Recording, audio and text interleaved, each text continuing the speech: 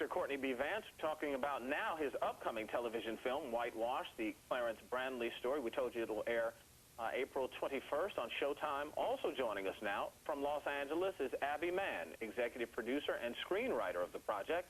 And from Houston, Texas, Jew Don Boney, Jr. He is Houston's former mayor pro tem, and it was Mr. Boney's activism that helped bring the necessary attention to the death penalty case that is about this special and ultimately set Mr. Brandley free. Here's a clip of the movie.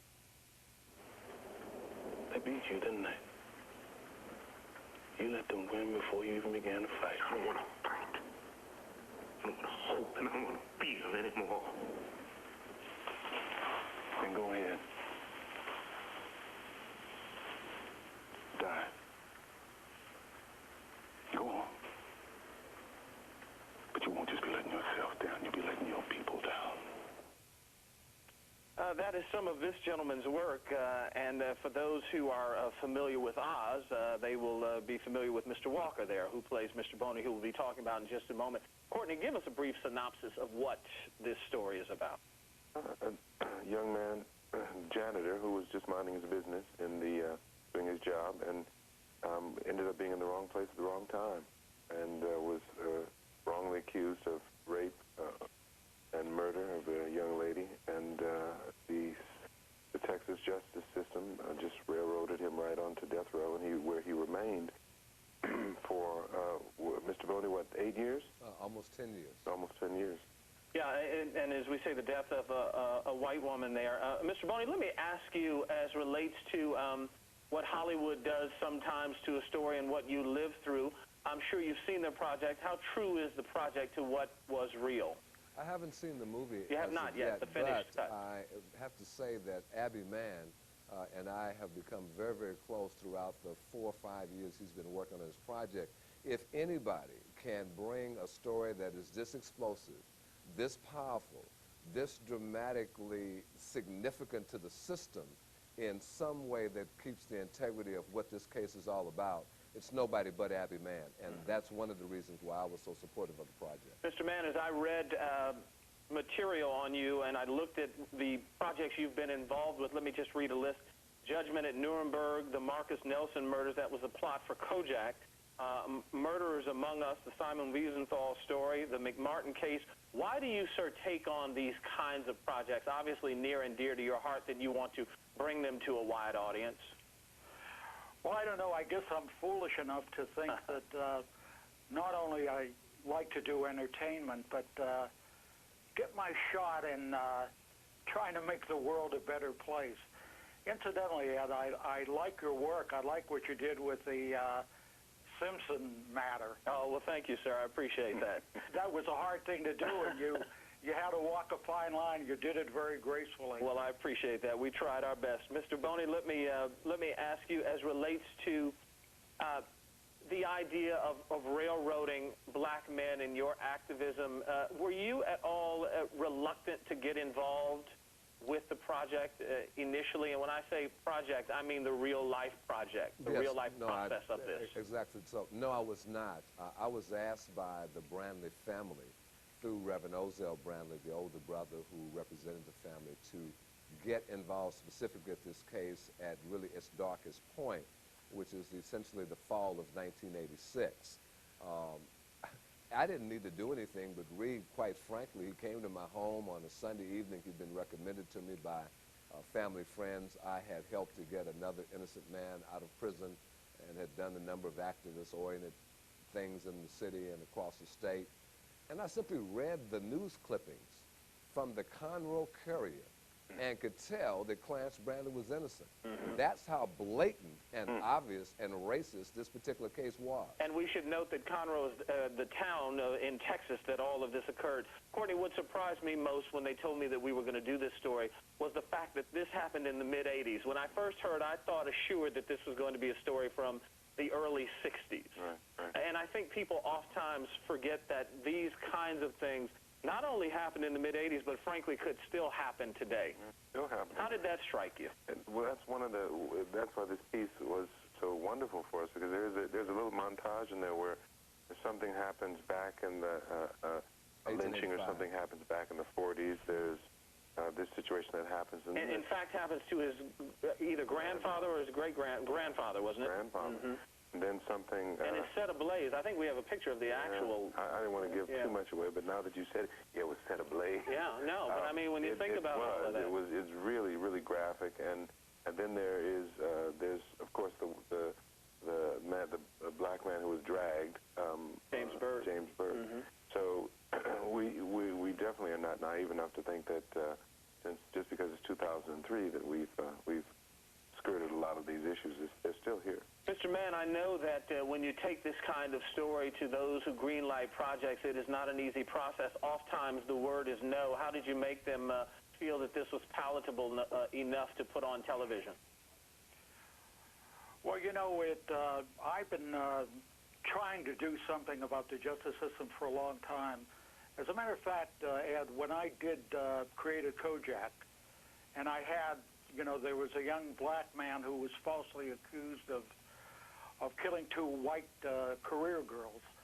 And to some extent, people said, well, this is a wonderful drama, but we can't believe that the police are this indifferent or this cruel. And then when I did the Atlanta child murders, there was a whole furor because I was saying that Wayne Williams might be innocent. So, but time travels on. Mm-hmm. And the things that I thought were wrong have been magnified to a great degree. Mm-hmm. You take, for instance, in Chicago, in Illinois. Mr. Mann, let me do this. Let me interrupt you just for a second so I won't have to stop you midstream. Let me hit this commercial break, and I'll let you pick up on the other side of it. Sure. We'll be back in just a moment.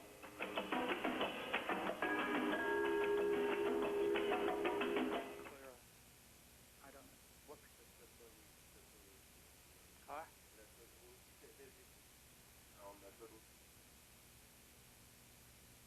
About how much time do we have in the program? About 30 minutes? Then why are you doing it? Because you like me? I like the keys, Clarence. It's perfect. Makes everything very clear. About half an hour. See, we can use this. Focus the spotlight of public attention upon Conroe. Show the racism within the criminal justice system. That way Conroe becomes a stage for the whole world to see what justice in Texas is really like. You know how this ends. With me on that table. Yeah, well, it might come to that, but you breathing right now, ain't you?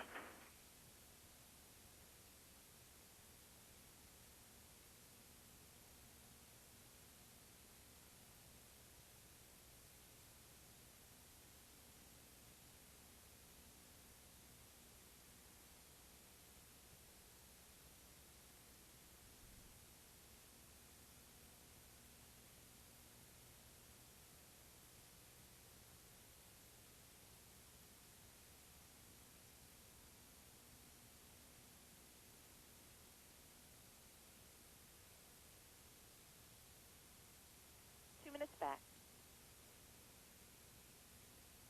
Can someone tell me approximately how much time we have left in the program?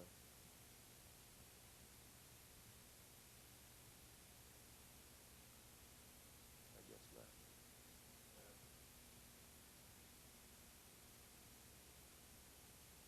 Minute 30 back. I want to try to make 2 points. I don't want to run out of time.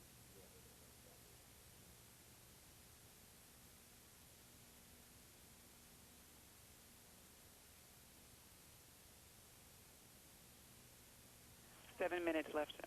7 minutes total of airtime left in the show. 7 minutes. Thank you. We missed a lot.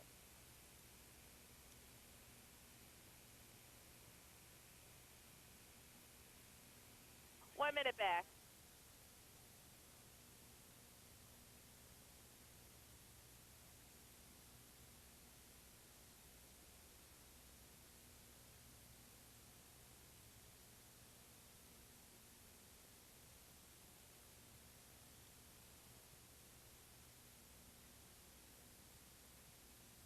Seconds back.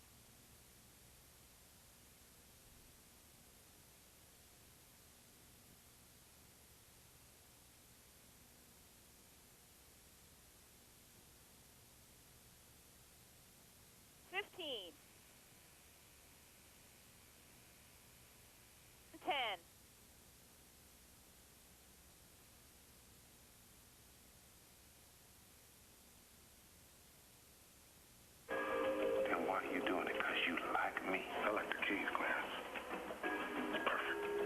makes everything very clear.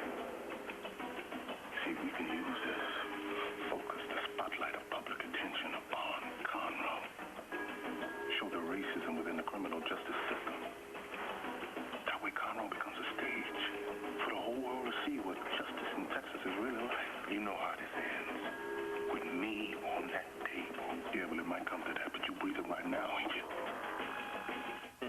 Breathing right now, ain't you? Some small semblance of hope there. Whitewash is a story, the Clarence Bradley story.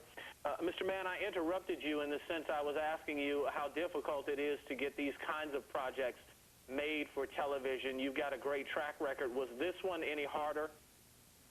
Well, it is harder because you have to take real life and make it in a drama. And it has its different components. And I just want to say one thing about my friend Jew Don Boney. Not only do we have story of some cruelties, but we have stories of heroes. And one of the heroes of the Brandley case is Jew Don Boney. He aroused the community that was frightened and in doubt, and he said, look, if anything's going to happen, we're going to have to do it. And he's a quite eloquent and heroic figure. And Mr. Boney, I was going to ask you about that. Let me pick up on what Mr. Mann just suggested there. Those of us who've studied history and know for years there are many little, as we call them sometimes arrogantly up north, sleepy southern towns that had African Americans who were quite fearful to raise noise about what was going on in that town. Clearly, this is something that you walked with very strongly throughout your life. Is this something that came to you from your family? Well, I was born during segregation in 1951, so I experienced it at birth. But this story is beyond me, and embodied in the character that Abbey wrote under the name of Jew Don Boney is a number of other people who are involved that are embodied in that character. But let me focus on just a couple of quick points before we run out of time, because this is why the Clarence Bradley case is so important and why it is so powerful and has been refused to put on. Clarence Bradley was not the victim of a mistaken identity. It wasn't an accident.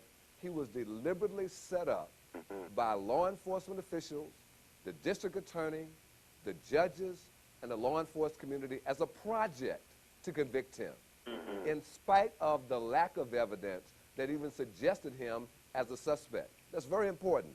He was set up by the system. And in a real sense, a classic project of railroading, if you will. Yes, because he was the only black person in the area at the time. Only because he was black. Second, what ultimately freed Clarence Bradley, forced a new trial, was a mass movement, a civil rights movement in the best tradition of Martin Luther King that even challenged 500 people willing to take an act of civil disobedience 6 days before Clarence was to be executed, and that's when we got the final stay of execution. And the stay of execution indeed did come through at that point in time, and you couldn't have asked for better high drama, even if you decided to write it from fiction. Let me do this. Let me take another quick break. Final thoughts. I want to talk about where the man is today. He is still living, and we'll get some quick thoughts and reminiscences about him. Back in a moment.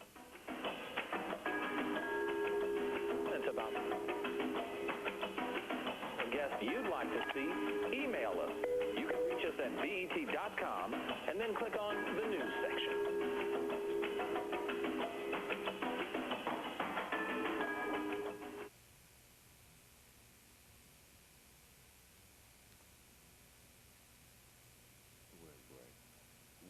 We're always so, this is such a difficult story to tell the people who didn't live it, or particularly who didn't live it, and who are coming in to try to give a snapshot of what it is, because you have to pause and take it all in, then it blows them away. And then they have to try to figure out how to tell as much of that as possible in a very short time. This could have been a series. This whole, this whole case is really like Roots. And 2 minutes back. 2 minutes back. I'd love to do a mini documentary. In fact, I have all the material. I just need permission to use the news tapes and the news clippings that I have.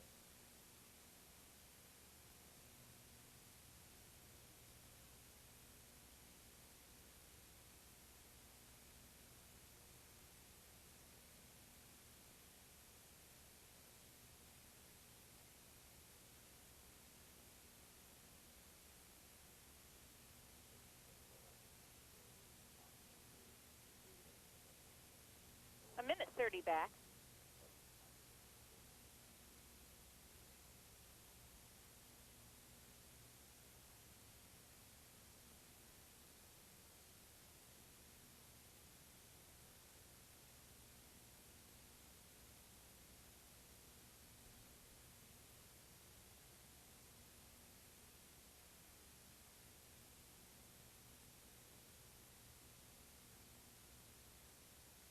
One minute.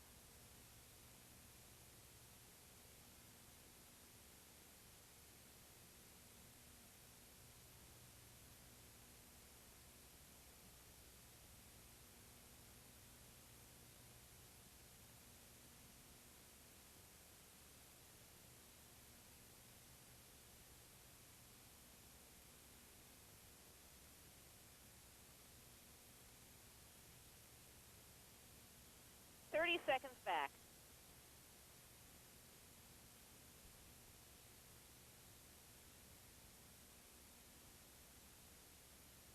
20 back.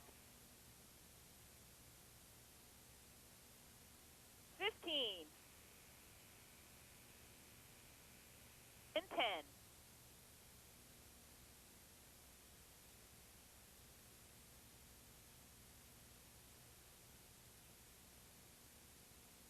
Continuing talking about the Clarence Bradley story, which you'll be able to see on Showtime in April. Let me ask you, in terms of playing someone who is still alive and who is, I suspect you try to be true to the person to a degree. Did you meet Mr. Brandley before? No, I did not, and literally we didn't have the time because we got into this so quickly, as often happens with projects that I tend to do. They happen so quickly for me. I remember when we did Hunt for Red October, everyone else went on the sub. I was the only person that wasn't able to get on the sub, and so that's fine. That's what I have a very active imagination. Do you like it better that way? It just has happened this way. It would be nice. It would have been nice to have been able to meet Mr. Brandley, but sometimes it doesn't help because if you don't have a lot of time to transpire between the time you meet him and the time you have to perform it, you can end up in your head. Mr. Boney, let me ask you two things. Mr. Brandley, where is he today? Clarence Bradley is doing fine. He's been fully exonerated. He hadn't got a penny of compensation for the 10 years that was ripped out of his life by the state. He became an ordained minister, so he does a little ministering, preaching, and speaking here and there, and he also works for the Metropolitan Transit Authority. He is a real-life success story. And I know one of the things that you want to make sure that people understand in all of this is that the people who were part of all of this have not been brought to justice to date. Yes, in fact, I wanted to read what the judge said, but the judge said in the evidentiary hearing that this was an affront to the basic notion of justice, that the two likely murderers, the judge named as two white janitors, Gary Ackerman and James Dexter Robinson, and they have never been indicted or even gone through the grand jury process. So there are three victims here: Clarence Bradley, Cheryl D. Ferguson, whose murder has never been brought to trial, and justice itself. A nation can live with a recession, we can survive a war, but no nation can survive the death of justice. And that is the struggle for us all in America and in Texas with Amadou Diallo and with Mumia Abu-Jamal and Abner Louima. All these are contemporary examples of the very same thing we're talking about: racial profiling, driving while black, being Clarence Bradley, being a black man driving through Montgomery County in Conroe, Texas, at the wrong place, wrong time. And it doesn't even have to be there. It could be New York City, as we found, or Los Angeles, or anywhere. Gentlemen, I have to thank you. Unfortunately, we're out of time. Mr. Mann, Mr. Mann, Mr. Boney, and Courtney, thank you all. It's Sunday, April 21st on Showtime. Gentlemen, thank you so much. Thank you. And thank you all for joining us from New York City on this evening. We'll see you again. I'm Ed Gordon. For all of us, the staff of BET Tonight, good night.